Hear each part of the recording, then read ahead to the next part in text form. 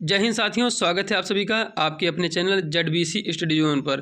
दोस्तों मैं आज आप सभी लोगों के लिए बॉटनी फोर्थ सेमेस्टर से जो है उसका सिलेबस लेकर आया हूं। ठीक है, यहाँ पर सबसे पहले जो है आप कोर्स टाइटल देख लीजिए, इकोनॉमिक बॉटनी। ठीक है, उसके बाद जो है इथनो मेडिसिन एंड फाइटोकेमिस्ट्री के बारे में जो है पूरा यहाँ पर क्वेश्चन रहेगा।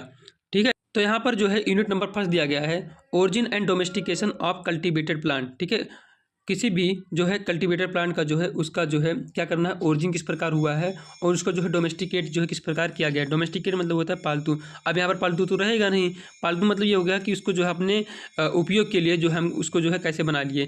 कहने मतलब अगर मान लीजिए कोई प्लांट जो है जंगल से लेकर आए, उसको जो है हम ऐसा कुछ किए कि जो है वो हमारे अनुकूल हो गया और उससे जो है हमको अच्छी अच्छी चीज़ें मिलने लगी, तो उसको क्या बोलेंगे, हम डोमेस्टिकेट ही बोलेंगे।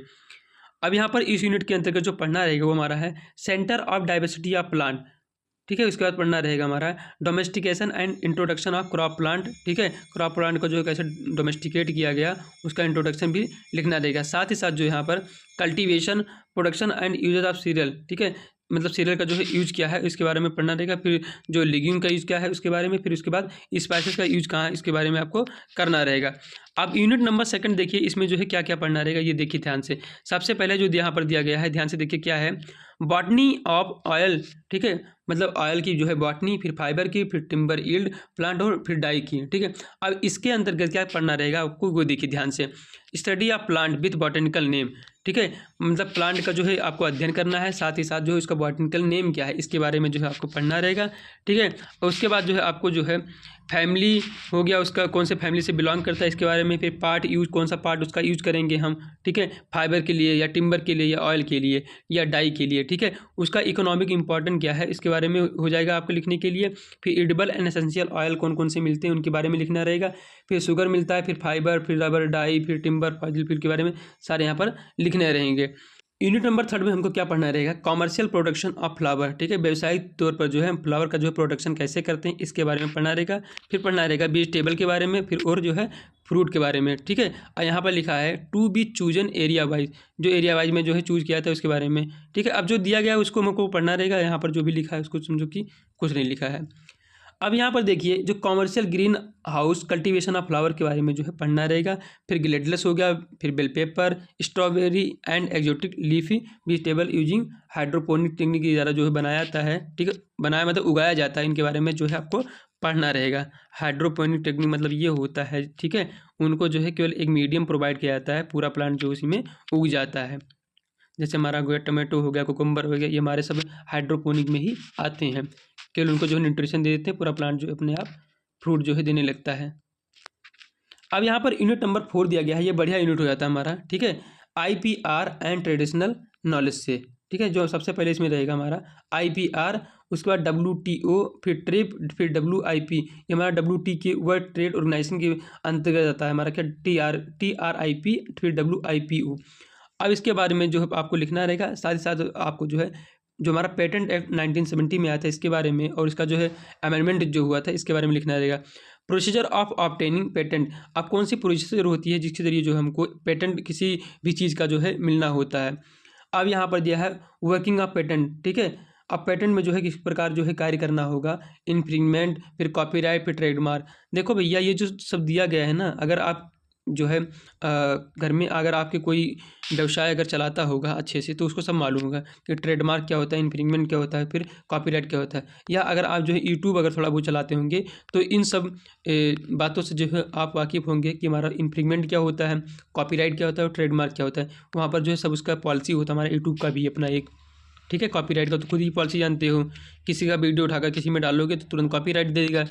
अब यहाँ पर जो इसके बाद पढ़ना रहेगा वहाँ पर दिया गया है जियोग्राफिकल इंडिकेशन के बारे में और ट्रेडिशनल नॉलेज और डिजिटल लाइब्रेरी के बारे में आपको यहाँ पर पढ़ना रहेगा यूनिट नंबर 4 में। अब यूनिट नंबर जो है हम 5 देखते हैं क्या है, ध्यान से देखिए क्या है, इथनोबॉटनी।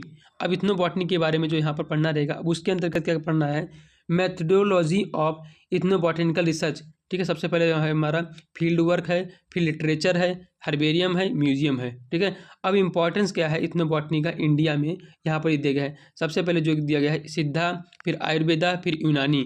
ठीक है, रोल ऑफ आयुष, NMPB और CMAP और CRI के जो इनका क्या क्या रोल है इथनोबॉटनी में, ये सब जो है आपको यहाँ पर लिखना रहेगा। अब यहाँ पर देखिए जो यूनिट नंबर 6 दिया गया है वो क्या है, मेडिसिनल एस्पेक्ट, यानी कि मतलब जो दवाई के जो पहलू होते हैं, ठीक है, दवाई के जो पहलू होते हैं उनके बारे में जो है आपको यहाँ पर लिखना रहेगा। अब इसमें क्या क्या दिया गया है, सबसे पहले स्टडी या common plant used by tribes, जो ट्राइब लोग जनजाति लोग यूज़ करते हैं, सबसे पहले उनके बारे में जो है आपको स्टडी करना होगा। सबसे पहले दिया गया है एग्ली मार्मिलस, यानी कि बेल, जो बेल का प्लांट होता है, ठीक है, उसके बारे में। फिर यहाँ पर दिया गया है फिकस रिलीजियोसा, यानी कि जो पीपल का प्लांट होता है, इसके बारे में जो है आपको यहाँ पर पढ़ना रहेगा। उसके बाद साइनोडन डक्टाइलन, यानी कि जो दूब घास होता है उसके बारे में आपको पढ़ना रहेगा। फिर यहाँ पर दिया गया इक्लिप्टा अल्बा दिया गया है। फिर यहाँ पर ऑक्जेलिस दिया गया है। फिर यहाँ पर ऑस्मम सेंटम दिया गया, यानी कि तुलसी के बारे में जो है आपको यहाँ पर उसका जो है उपयोग क्या है, ठीक है, उसके बारे में पढ़ना रहेगा।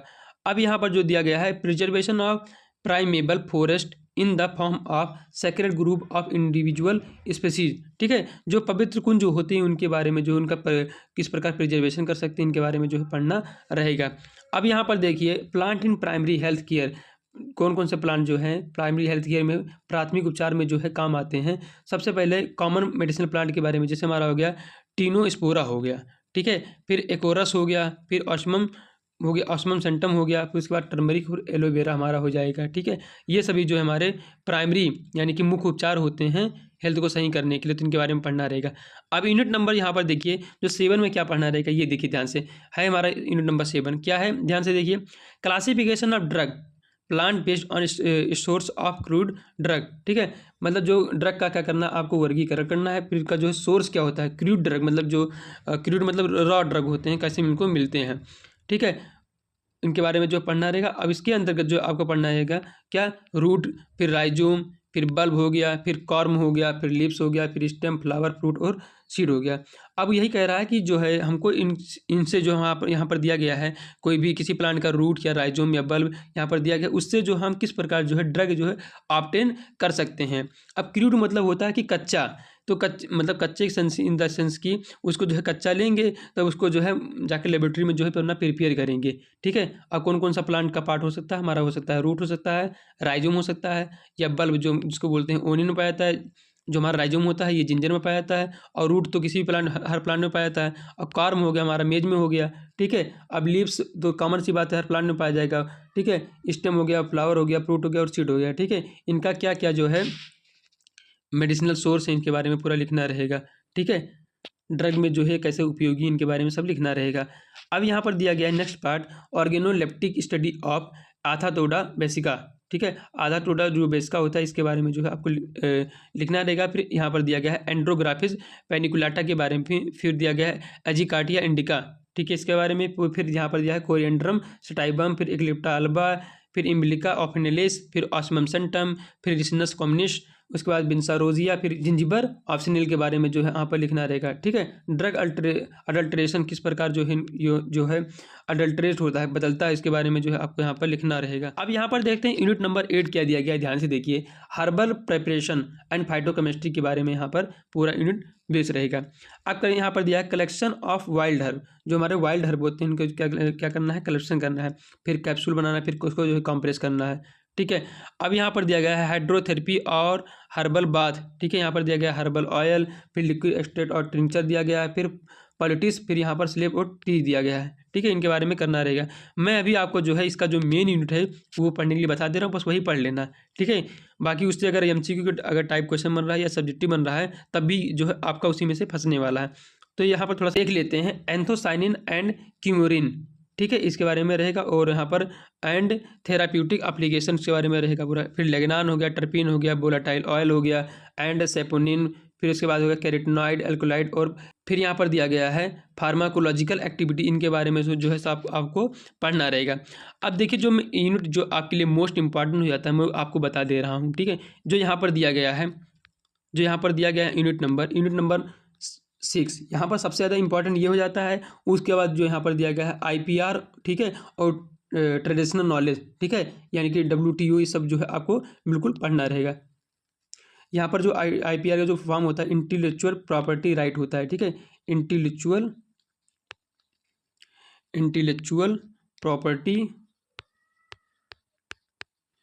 राइट होता है, ठीक है, इनके बारे में जो है पूरा आपको पढ़ना रहेगा, ठीक है। अब यहाँ पर और जो WTO के अंदर आते हैं TRP और WIP, इनके बारे में पढ़ना रहेगा। और ये जो कॉपीराइट इन्फ्रिंजमेंट दिया गया है, इन सब को जो है आपको अच्छे से देख लेना होगा। अब यहाँ पर बता दे रहे हैं कौन सा प्लान जो है आपके लिए और यूनिट इंपॉर्टेंट रहेगा। तो ये जो 2 यूनिट बताए हैं ये बहुत इंपॉर्टेंट यूनिट हो जाते हैं, ठीक है। इनको करिए। अगर आपको किसी में डाउट आ रहा है तो आप कमेंट बॉक्स जो है आपके लिए खुला है, आप कमेंट करेंगे तो मैं जो है MCQ प्रोवाइड कर दूंगा आपके लिए। मिलते हैं किसी नेक्स्ट वीडियो में एक नए टॉपिक के साथ। That's all.